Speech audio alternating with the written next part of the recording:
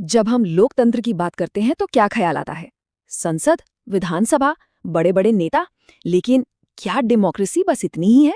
आज हम बात करेंगे लोकतंत्र की जड़ों की, बिल्कुल जमीनी स्तर की, जहां असली पावर है। वो पावर जो हमारी रोजमर्रा की जिंदगी पर सीधा असर डालती है। तो सवाल यही है कि डेमोक्रेसी असल में शुरू कहाँ से होती है? क्या ये सिर्फ दिल्ली की बड़ी इमारतों से चलती है, या फिर इसकी असली ताकत हमारे गांव में और हमारे मोहल्लों में है? चलिए आज इसी सवाल का जवाब ढूंढते हैं।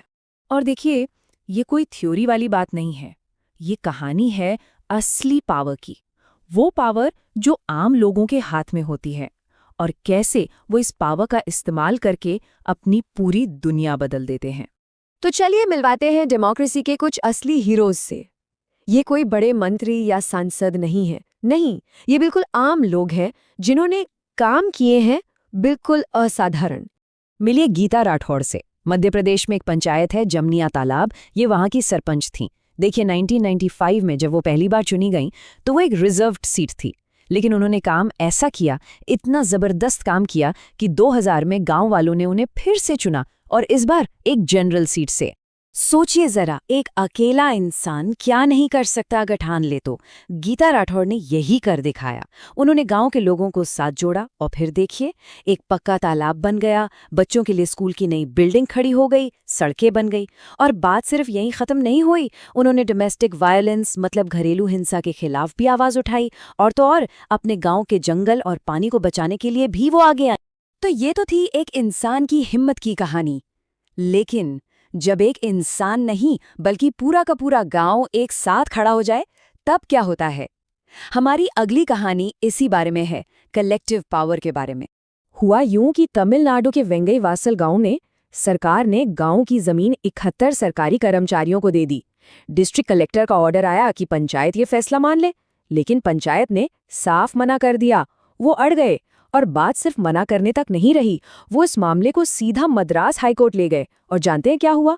जीत पंचायत की हुई। कोर्ट ने कहा कि कलेक्टर का ऑर्डर पंचायत के संवैधानिक अधिकारों के खिलाफ है। तो गीता राठौड़ की कहानी हो या वेंगई वासल पंचायत की, ये हमें क्या बताती हैं? ये सिर्फ दो अलग अलग किस्से नहीं हैं। नहीं, ये लोकल गवर्नमेंट के पीछे जो एक बहुत बड़ा आइडिया है, एक बहुत बड़ा प्रिंसिपल है, उसे समझाती हैं। तो ये लोकल गवर्नमेंट या स्थानीय शासन होता क्या है? सीधी सी बात है, ये गांव और जिला लेवल की सरकार है। मतलब वो सरकार जो हमारे सबसे करीब है, जो हमारी रोज की दिक्कतों से, हमारी जिंदगी से सीधे सीधे जुड़ी हुई है। अब सवाल ये है कि इसका फायदा क्या है? फायदा बहुत साफ है। जब फैसले लोकल लेवल पर लिए जाते हैं ना, तो वो ज्यादा असरदार होते हैं। क्यों? भाई क्योंकि जो लोग वहां रह रहे हैं, उन्हें तो सबसे बेहतर पता होगा कि उनकी जरूरतें क्या हैं, उनकी प्रॉब्लम क्या है। गीता राठौर को पता था कि गांव को तालाब चाहिए। वेंगई वासल के लोगों को पता था कि उनकी जमीन की क्या अहमियत है। इसी को तो कहते हैं डेमोक्रेसी में डायरेक्ट पार्टिसिपेशन। लेकिन एक मिनट, ये जो पावर आज लोकल कम्युनिटीज के पास है ना, ये इतनी आसानी से नहीं मिली है। इसके पीछे एक बहुत लंबा स्ट्रगल है, एक बहुत ही इंटरेस्टिंग हिस्टोरिकल डिबेट है। देखिए, भारत में लोकल गवर्नेंस का आइडिया कोई नया नहीं है, बहुत पुराना है। पुराने जमाने में गांव में सभाएं हुआ करती थी जो अपने फैसले खुद लेती थी। फिर आया मॉडर्न दौर। 1882 में उस वक्त के वाइसरॉय लॉर्ड रिपन ने पहली बार चुने हुए लोकल बोर्ड्स बनाने की शुरुआत की। इसके बाद 1919 और 1935 में जो ब्रिटिश कानून आए, उनके तहत भी धीरे धीरे कई राज्यों में ग्राम पंचायतें बनने लगी।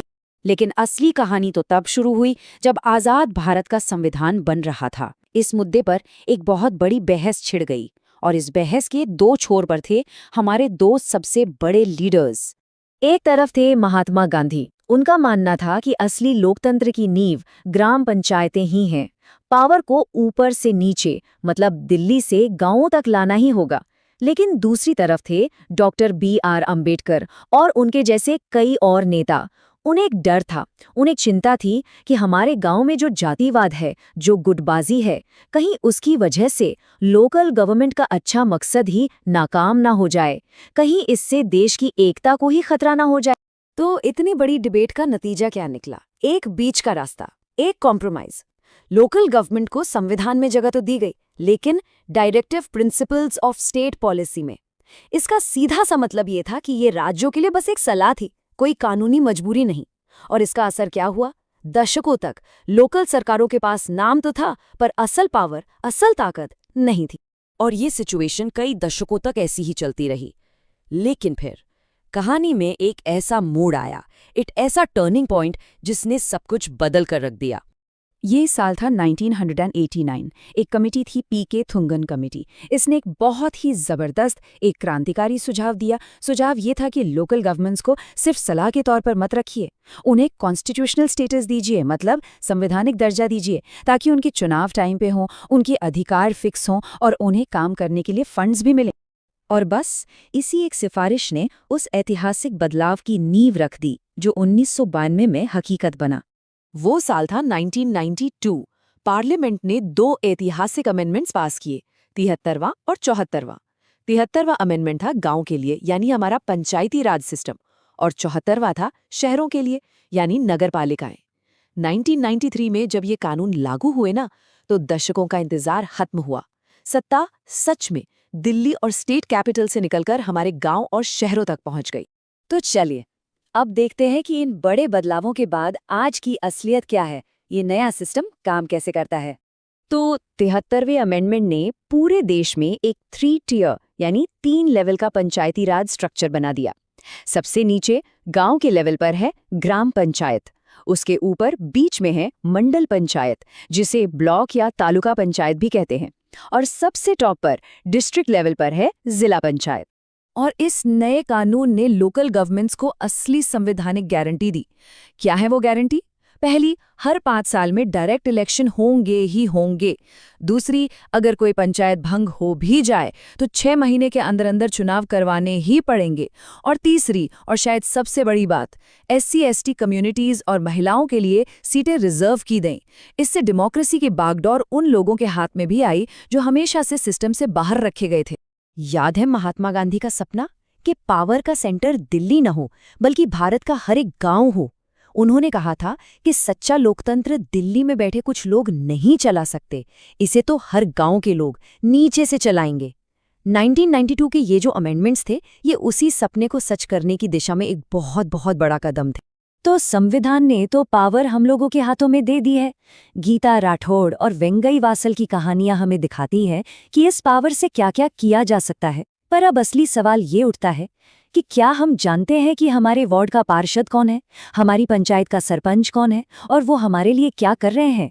देखिए, पावर तो दे दी गई है, लेकिन उसका इस्तेमाल करना या ना करना, ये फैसला अब हमारा है।